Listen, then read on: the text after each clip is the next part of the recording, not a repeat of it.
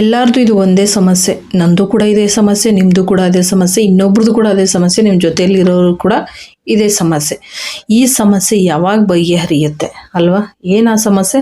ದುಡ್ಡು ನಮ್ಮ ಕೈಯಲ್ಲಿ ನಿಲ್ತಾ ಇಲ್ಲ. ಎಷ್ಟೇ ದುಡಿದ್ರೂ ದುಡ್ಡು ಮನೆಯಲ್ಲೇ ಇರಲ್ಲ. ಎಷ್ಟು ದುಡಿಯೋದು ಅಂತಾನೆ ಸಾಕಾಗೋಗ್ಬಿಟ್ಟಿದೆ ಅಲ್ವಾ? ಬನ್ನಿ ಈ ದುಡ್ಡಿಗೆ ಒಂದು ಪರಿಹಾರನ ಕಂಡುಕೊಳ್ಳೋಣ ಇವತ್ತು. ನಾನು ಈ ಹುಣ್ಣಿಮೆ ದಿನ ಈ ಪೂಜೆಯನ್ನು ಮಾಡ್ತಾ ಇದ್ದೀನಿ. ನೀವು ಕೂಡ ಮಾಡಿ, ನಿಮಗೂ ಕೂಡ ಒಳ್ಳೆಯದಾಗಲಿ, ನನಗೂ ಕೂಡ ಒಳ್ಳೆಯದಾಗಲಿ. ಹಾಗಾಗಿ ಈ ವಿಡಿಯೋ ವಿಧಾನವನ್ನು ಇವತ್ತು ನಿಮ್ಗೆ ತಿಳಿಸ್ಕೊಡ್ತಾ ಇದ್ದೀನಿ. Welcome to Tulaja blog channel. ಎಲ್ಲರೂ ಹೆಂಗಿದ್ದೀರಾ? ಚೆನ್ನಾಗಿದ್ದೀರಾ ಅಂದ್ಕೊಂಡು ನಾನು ಕೂಡ ಸೂಪರ್ ಆಗಿದ್ದೀನಿ ಫ್ರೆಂಡ್ಸ್.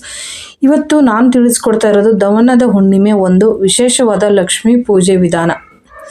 ನಾವು ಎಷ್ಟೇ ಪೂಜೆ ಮಾಡಿದ್ರೂ ಕಡಿಮೆನೇ ಅಲ್ವಾ? ನಮ್ಮ ಜೀವನ ಸಾಗಿಸ್ಬೇಕಂದ್ರೆ, ಒಂದು ಕಷ್ಟದಿಂದ ಪರಿಹಾರ ಆಗಬೇಕು. ನಮ್ಮ ಮನೆಯಲ್ಲಿ ಹಣಕಾಸು ನಿಲ್ತಾ ಇಲ್ಲ, ಎಷ್ಟೇ ದುಡಿದ್ರೂ ಕೈ ದುಡ್ಡು ನಿಲ್ಲಲ್ಲ, ನಮ್ಮ ಕಷ್ಟನೇ ಬಗೆಹರಿತಾ ಇಲ್ಲ, ಬಡತನದಿಂದ ಯಾವಾಗ ಮುಕ್ತಿ ಸಿಗುತ್ತೆ ಅಂತ. ಬಡತನದಿಂದ ಮುಕ್ತಿ ಸಿಕ್ಕಿಲ್ಲ ಅಂದರೂ ಪರವಾಗಿಲ್ಲ, ಆದರೆ ದುಡ್ದಿರೋ ದುಡ್ಡು ಕೈಯಲ್ಲಿ ನಿಲ್ಲಿ, ಆಮೇಲೆ ನಮ್ಮ ಸ್ವಲ್ಪ ಆದರೂ ಕಷ್ಟ ದೂರ ಆಗಲಿ, ಅಂದ್ಕೊಂಡಿರೋ ಕೆಲಸಗಳು ಒಂದೊಂದಾದರೂ ಸಾಗಲಿ ಅಂತ ಹೇಳಿ ಈ ಒಂದು ಪೂಜೆನ ಮಾಡ್ಕೊಳ್ಳೋಣ ಅಂತ ಹೇಳ್ಬಿಟ್ಟು ನಾನು ಕೂಡ ಮಾಡ್ತಾ ಇದ್ದೀನಿ. ಹಾಗಾಗಿ ನಿಮಗೂ ಕೂಡ ಈ ಪೂಜೆ ವಿಧಾನವನ್ನು ಇವತ್ತು ತಿಳಿಸ್ಕೊಡ್ತಾ ಇದ್ದೀನಿ. ಈ ಪೂಜೆ ನಾವು ಯಾವುದಕ್ಕೋಸ್ಕರ ಮಾಡಬೇಕಂದ್ರೆ, ಹಣಕಾಸಿನ ಸಮಸ್ಯೆಗೆ, ನಮ್ಮ ಮನೆಯಲ್ಲಿ ಹಣ ನಿಲ್ತಾ ಇಲ್ಲ ಅನ್ನೋದಕ್ಕೆ ಇದು ಒಂದು, ಮತ್ತು ಮನೆಯಲ್ಲಿ ಸುಖ ಶಾಂತಿ ನೆಮ್ಮದಿ ಮತ್ತು ಮಕ್ಕಳ ಆರೋಗ್ಯಕ್ಕೋಸ್ಕರ ಈ ಪೂಜೆಯನ್ನು ನಾವು ಮಾಡಬೇಕಾಗುತ್ತೆ. ಪೂಜೆ ಸಮಯ ಇಲ್ಲಿ ನಮಗೆ ಮೊದಲು ಬುಧವಾರ ಸಂಜೆ 6 ಗಂಟೆಯಿಂದ 6:30 ಒಳಗಡೆ ನಾವು ಈ ಪೂಜೆಯನ್ನು ಮಾಡ್ಕೋಬೇಕಾಗತ್ತೆ. ಇದು ಪೂಜೆ ಸಮಯವನ್ನು ತಿಳ್ಕೊಂಡ್ರಲ್ಲ. ಈಗ ದೇವರು ಕೋಣೆ ಅಂದರೆ ನಮ್ಮ ದೇವರ ಮನೆ ಜಗಲಿ, ಅದನ್ನು ಅದೇ ಟೈಮಲ್ಲಿ ಪೂರ್ತಿಯಾಗಿ ಶುದ್ಧಿ ಮಾಡ್ಕೋಬೇಕು. ಅಂದರೆ ಸ್ವಚ್ಛ ನೀರಿಂದ ಹಾಕಿ ಎಲ್ಲನೂ ತೊಳಿಬೇಕು. ದೇವರು ವಿಗ್ರಹ ಅಥವಾ ಫೋಟೋ ಇದ್ದರೆ ಅದಕ್ಕೂ ನೀರು ಹಾಕಿ ನೀಟಾಗಿ ತೊಳೆದು ಅದಕ್ಕೆ ಗಂಧ ಅರಿಶಿಣ ಕುಂಕುಮದಿಂದ ಒಂದು ಅಲಂಕಾರ ಮಾಡ್ಕೊಳ್ಳಿ. ಅವತ್ತಿನ ದಿನ ಲಕ್ಷ್ಮೀ ದೇವಿಗೆ ಕೆಂಪು ಹೂವು ಮತ್ತು ಕೆಂಪು ಬತ್ತಿ, ದೀಪದ ಬತ್ತಿ ಕೆಂಪದೇ ಆಗಿರಬೇಕು. ಇದನ್ನೆಲ್ಲ ನೀವು ತಯಾರಿ ಮಾಡ್ಕೊಂಡ್ಮೇಲೆ ಲಕ್ಷ್ಮೀ ದೇವಿಗೆ ಕುಂಕುಮ ಅರಿಶಿಣ ಗಂಧ ಎಲ್ಲ ಹಾಕಿ ಕೆಂಪು ಹೂವಿನಿಂದ ಅಲಂಕಾರ ಮಾಡಿದ ಮೇಲೆ, ಅಲಂಕಾರ ಎಲ್ಲ ಮುಗಿದ ಮೇಲೆ ನೀವಿಲ್ಲಿ ಲಕ್ಷ್ಮೀ ದೇವಿಗೆ ಕನಿಷ್ಠ 5 ಅಥವಾ 11 ದೀಪಗಳು ರೆಡಿ ಮಾಡ್ಕೋಬೇಕು. 11 ದೀಪ ಅಂದರೆ ಹೊಸ ಅಣತೆ ಬರುತ್ತಲ್ಲ ಅದು, ಅಥವಾ ನಿಮ್ಮ ಮನೆಯಲ್ಲಿ ಗೋಧಿ ಹಿಟ್ಟಿನ ಅಣತೆ ಮಾಡ್ತಾರಲ್ಲ ಅದರಲ್ಲಿ ಕೂಡ ಮಾಡ್ಕೋಬೋದು. ಅದು ಎರಡರಲ್ಲಿ ಯಾವುದಾದ್ರೂ ಹೊಸ ಅಣತೆ ತೊಗೊಂಬಂದರೆ ಇನ್ನೂ ಶ್ರೇಷ್ಠ, ಅಥವಾ ಗೋಧಿ ಹಿಟ್ಟಲ್ಲಿ ಕೂಡ ನೀವು ಇದನ್ನು ಮಾಡ್ಕೋಬೋದು. 5 ಅಥವಾ 11 ದೀಪಗಳನ್ನು ಇಲ್ಲಿ ತಯಾರು ಮಾಡ್ಕೊಳ್ಳಿ. ದೀಪಕ್ಕೆ ನೀವು ಹಸುವಿನ ತುಪ್ಪ ಇದ್ದರೆ ಇನ್ನೂ ಶ್ರೇಷ್ಠ, ಹಸುವಿನ ತುಪ್ಪ ಹಾಕ್ಕೊಳ್ಳಿ. ಅಥವಾ ಇಲ್ಲಿ ನಿಮಗೆ ಎಳ್ಳೆಣ್ಣೆ ಸಿಗುತ್ತೆ ಅಂದರೆ ಆ ದೀಪದ ಎಣ್ಣೆ ಹಾಕಿ ನೀವು ಅವತ್ತಿನ ದೀಪಕ್ಕೆ ನೀವು ತಯಾರಿಯನ್ನು ಮಾಡ್ಕೊಳ್ಳಿ. ದೀಪಕ್ಕೆ ನಾನು ಕೆಂಪು ಬತ್ತಿ ಅಂತ ಹೇಳಿದೆ. ಕೆಂಪು ಬತ್ತಿ ಅಂದರೆ ನಿಮ್ಮ ಮನೆಯಲ್ಲಿ ಇರುವಂಥ ಕೆಂಪು ದಾರವನ್ನು ಹೊಸೆದು ಒಂದು ಬತ್ತಿ ರೀತಿ ಮಾಡಿಕೊಂಡು ಅದರಿಂದ ಅವತ್ತಿನ ದಿನ ನೀವು ದೀಪವನ್ನು ಹಚ್ಚಬೇಕಾಗತ್ತೆ. ಮತ್ತು ಲಕ್ಷ್ಮೀ ದೇವಿಗೆ ಇಲ್ಲಿ ನೈವೇದ್ಯ ಏನು ಮಾಡಬೇಕು ಅಂತಂದರೆ, ನೈವೇದ್ಯಕ್ಕೆ ನೋಡಿ ಇಲ್ಲಿ ಸಕ್ಕರೆ ಪೊಂಗಲು ಅಥವಾ ಪಾಯಸ ಮತ್ತು ಬೆಲ್ಲ, ಅಥವಾ ಮತ್ತು ನಿಮ್ಮ ಮನೇಲಿ ಕಲ್ಸಕ್ಕರೆ ಇದ್ರೂ ಕೂಡ ಈ ರೀತಿ ಈ ಲಕ್ಷ್ಮೀ ದೇವಿಗೆ ನೈವೇದ್ಯವನ್ನು ಮಾಡ್ಕೋಬೋದು. ತಯಾರಿ ಮಾಡ್ಕೊಂಡಾದ್ಮೇಲೆ ದೀಪವನ್ನು ಎಲ್ಲ ರೆಡಿ ಮಾಡಿಕೊಂಡು ದೀಪ ಬೆಳಗುತ್ತಾ ಲಕ್ಷ್ಮೀ ದೇವಿಗೆ ಇಲ್ಲಿ ನಾನು ಕೊಟ್ಟಿರುವಂಥ ಮಂತ್ರವನ್ನು ನೀವು ಹೇಳಬೇಕಾಗುತ್ತೆ.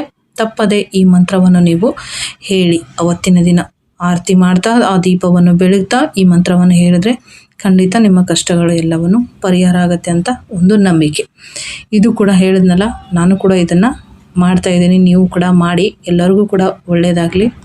ಈ ರೀತಿ ಪೂಜೆ ಮಾಡೋದ್ರಿಂದ ಹೇಳಿದ್ನಲ್ಲ, ಮನೆಯಲ್ಲಿ ಸುಖ ಶಾಂತಿ ನೆಮ್ಮದಿಯನ್ನು ನೆಲೆಸುತ್ತೆ. ಹಾಗೆ ಮತ್ತು ತುಂಬ ಖರ್ಚಾಗ್ತಾ ಇದೆ, ಯಾವುದೇ ನಮ್ಮ ಕೈಯಲ್ಲಿ ದುಡ್ಡು ನಿಲ್ತಾ ಇಲ್ಲ, ಎಷ್ಟು ದುಡಿದ್ರೂ ಸಾಕಾಗ್ತಾ ಇದೆ ಅನ್ನೋರಿಗೆ ಈ ಪೂಜೆ. ಯಾಕಂದರೆ ನಾನು ಕೂಡ ಮಾಡ್ತಾ ಇದ್ದೀನಿ, ನೀವು ಕೂಡ ಮಾಡಿ, ಎಲ್ಲರಿಗೂ ಕೂಡ ಒಳ್ಳೆಯದಾಗಲಿ ಅಂತ ಒಳ್ಳೊಳ್ಳೆ ವಿಡಿಯೋಗಳನ್ನ ನಿಮಗೆ ನಾನು ವಿಡಿಯೋ ಮಾಡಿ ಅಪ್ಲೋಡ್ ಮಾಡ್ತಾ ಇದ್ದೀನಿ. ಯಾಕಂದರೆ ಸಾಕನಷ್ಟು ಇಲ್ಲಿ ನಮಗೆ ಎಷ್ಟು ದುಡಿದ್ರೂ ಸಾಕಾಗ್ತಾ ಇಲ್ಲ. ಹಾಗೆ ಮತ್ತು ಕಷ್ಟಗಳಂತೂ ಎಷ್ಟು ದುಡ್ಡಿದ್ರೂ ಕಷ್ಟ ಅನ್ನೋದು ನಮಗೆ ಇಲ್ಲಿ ಇನ್ನೂ ಬಗೆಹರಿದಿಲ್ಲ. ಆದರೆ ಕೆಲವೊಬ್ಬರಿಗೆ ದುಡ್ಡಿರುತ್ತೆ, ನೆಮ್ಮದಿ ಇರಲ್ಲ, ಕೆಲವೊಬ್ಬರಿಗೆ ದುಡ್ಡಿರಲ್ಲ, ನೆಮ್ಮದಿ ಇರುತ್ತೆ. ದುಡ್ಡಿಲ್ಲ ಅಂದರೂ ನೆಮ್ಮದಿ ಇರಬೇಕು, ಆದರೆ ದುಡ್ಡಿರೋರ್ಗೂ ನೆಮ್ಮದಿ ಇರಲ್ಲ ಅಲ್ವಾ? ದುಡ್ಡಿರೋರಿಗೆ ದುಡ್ಡು ಇರಲಿ ಅಥವಾ ಲಕ್ಷ್ಮಿ ಮನೆಗೆ ಬರಲಿ ಅಂತ ಪೂಜೆ ಮಾಡೋದಕ್ಕೂ, ಮತ್ತು ಮನೆಯಲ್ಲಿ ನಮ್ಮ ಮನಸ್ಸಲ್ಲಿ ಮತ್ತು ನಮ್ಮ ಮನೆಯಲ್ಲಿ ಸುಖ ಶಾಂತಿ ನೆಮ್ಮದಿ ಎಲ್ಲವನ್ನು ಸರ್ವವು ಕೊಟ್ಟು ಕಾಪಾಡೋಳು ಲಕ್ಷ್ಮಿ.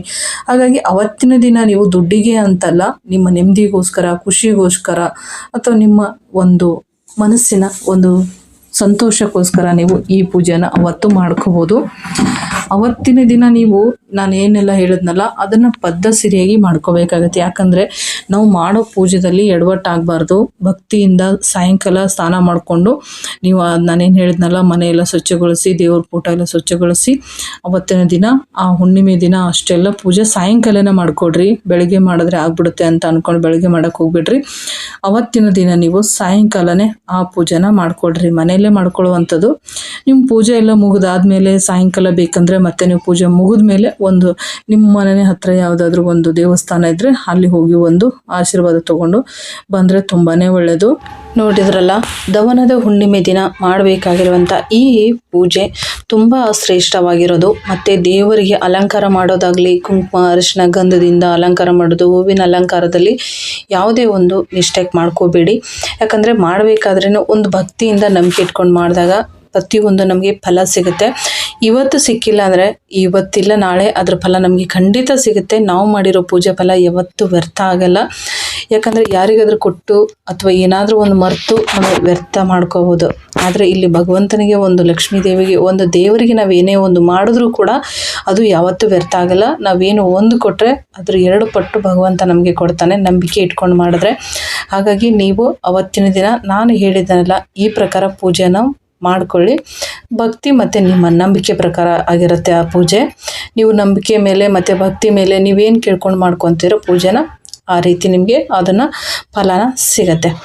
ತುಂಬ ಒಳ್ಳೆಯ ರೀತಿಯಿಂದ ಮಾಡ್ಕೊಳ್ಳಿ. ಹೇಳಿದ್ನಲ್ಲ, ಗಂಧ ಅರಿಶಿನ ಕುಂಕುಮದಿಂದ ದೇವಿಗೆ ಫಸ್ಟ್ ಅಲಂಕಾರ ಮಾಡಿಕೊಂಡು ಮುಂದಿನ ದೀಪಗಳನ್ನು ನೀವು ತಯಾರಿ ಮಾಡ್ಕೊಳ್ಳಿ. ಮತ್ತು ಪೂಜೆ ಎಲ್ಲ ಮುಗಿದಾದ ಮೇಲೆ ಯಾವಾಗ ಪೂಜೆ ತೆಗಿಬೇಕಂದ್ರೆ ನೀವು ಹುಣ್ಣಿಮೆ ದಿನ ಏನು ಸಾಯಂಕಾಲ ಪೂಜೆ ಮಾಡಿರ್ತಾರ ಬೆಳಗಿನ ಜಾವ ಸ್ನಾನ ಮಾಡಿಕೊಂಡು ಆದಮೇಲೆ ಮತ್ತೆ ಒಂದು ಸತಿ ದೀಪ ಹಚ್ಚಿ ದೇವರಿಗೆ ಊದಿನ ಕಡ್ಡಿ ಎಲ್ಲ ಬೆಳಗಿ ಅದಾದಮೇಲೆ ನೀವು ಉತ್ತರ ದಿಕ್ಕಿಗೆ ಫಸ್ಟ್ ದೀಪವನ್ನು ಸರಿಸ್ಬೇಕು. ಅವತ್ತಿನ ದಿನ ಅಷ್ಟೇ ಅಲ್ಲ, ಪ್ರತಿಯೊಂದು ನೀವು ಒಂದು ವ್ರತ ಮಾಡಿ ಒಂದು ಪೂಜೆಗಳನ್ನ ಮಾಡ್ಕೊಳ್ಳಿ. ಇಂಥದ್ದು ಏನೇ ಒಂದು ಮಾಡಿದ್ರೂ ಫಸ್ಟು ದೀಪ ನೀವು ಈಗ ಪೂಜೆ ಇಳಿಸ್ತೀರಿ ಅಂದರೆ ಅವಾಗ ವಿಸರ್ಜನೆ ಮಾಡ್ತೀರಿ ಆ ಪೂಜೆ ಅಂದಾಗ ನೀವೇನು ಮಾಡಬೇಕಂದ್ರೆ ಉತ್ತರ ದಿಕ್ಕಿಗೆ ದೀಪವನ್ನು ಮುಂದಕ್ಕೆ ಜರುಗಿಸಿ ಆಮೇಲೆ ನೀವು ಆ ದೀಪದ ಅಥವಾ ಆ ಪೂಜೆದ ಅವತ್ತಿನ ದಿನ ನೀವು ಪೂಜೆಯನ್ನು ಅವತ್ತಿನ ದಿನ ನೀವು ಮುಗಿಸ್ಕೋಬೇಕಾಗುತ್ತೆ. ಈ ರೀತಿ ಇರುತ್ತೆ. ಇದರಲ್ಲಿ ನಾನು ಮತ್ತೆ ಹೇಳ್ತಾ ಇದ್ದೀನಿ, ಬೇಜಾರು ಮಾಡ್ಕೋಬೇಡಿ. ಯಾಕಂದರೆ ಪೂಜೆ ಅಂದರೆ ಸುಮ್ಮನೆ ಅಲ್ಲ, ಒಂದು ದೇವರ ಪೂಜೆ ಒಂದು ಈ ವ್ರತದ ರೀತಿಯಲ್ಲಿ ಸಂಕಲ್ಪ ಮಾಡ್ಕೊಳ್ಳೋದು ತುಂಬಾ ಮುಖ್ಯ ಆಗಿರುತ್ತೆ. ಅದು ಪದ್ಧತಿ ಮೇಲೆ ನಾವು ಹೇಗೆ ಹೇಳಿರ್ತೀನೋ ಪ್ಲೀಸ್ ಅದೇ ರೀತಿ ಮಾಡ್ಕೊಳ್ಳಿ. ಮತ್ತೆ ಒಂದು ಮಿಸ್ಟೇಕ್ ಮಾಡಿಕೊಂಡು ಯಾವುದೋ ಫಲ ಇಲ್ಲ ಅಂತ ಹೇಳ್ಕೊಳಕ್ಕೆ ಹೋಗಬೇಡಿ. ಯಾಕಂದರೆ ನಾವು ದೇವರಿಗೆ ಒಂದು ಹೂವು ಇಟ್ಟರೂ ಕೂಡ ಆ ಭಗವಂತ ಅದರಿಂದ ನಾವು ಭಕ್ತಿಯಿಂದ ಒಂದು ಹೂವು ಇಟ್ಟರೂ ಕೂಡ ನಮಗೆ ಅದ್ರ ಫಲ ಕೊಡ್ತಾನೆ. ಅಂದರೆ ನಾವು ಇಷ್ಟೆಲ್ಲ ಪೂಜೆ ಮಾಡಿದ್ಮೇಲೆ ನಮಗೆ ಖಂಡಿತ ನಮಗೆ ಆ ಫಲ ಸಿಕ್ಕೇ ಸಿಗುತ್ತೆ. ಯಾರು ಅದನ್ನು ಅರ್ಧಂಬರ್ಧ ಮನಸ್ಸಿಂದ ಮಾಡೋಕ್ಕೆ ಹೋಗಬೇಡಿ. ಭಕ್ತಿಯಿಂದ ಪೂರ್ತಿ ನಂಬಿಕೆ ಇಟ್ಕೊಂಡು ಈ ಒಂದು ಪೂಜೆನ ಮಾಡ್ಕೊಳ್ಳಿ. ಇನ್ನೂ ನಿಮಗೆ ಯಾವುದಾದ್ರೂ ವಿಡಿಯೋಗಳು ಬೇಕಂದರೆ ಕಮೆಂಟ್ ಮಾಡಿ ತಿಳಿಸಿ. ಹಾಗೆ ಈ ವಿಡಿಯೋ ಯಾವ ರೀತಿ ಇದೆ ಅಂತ ಕಮೆಂಟ್ ಮೂಲಕ ತಿಳಿಸ್ತಾ ನಮ್ಮ ವಿಡಿಯೋ ಒಂದು ಲೈಕ್ ಕೊಡಿ. ಹಾಗೆ ನಮ್ಮ ಚಾನಲನ್ನು ಯಾರೆಲ್ಲ ಸಬ್ಸ್ಕ್ರೈಬ್ ಮಾಡ್ಕೊಂಡಿಲ್ಲ ಚಾನಲ್ನ ಸಬ್ಸ್ಕ್ರೈಬ್ ಮಾಡ್ಕೊಳ್ಳಿ. ಎಲ್ಲರಿಗೂ ನಮಸ್ಕಾರ.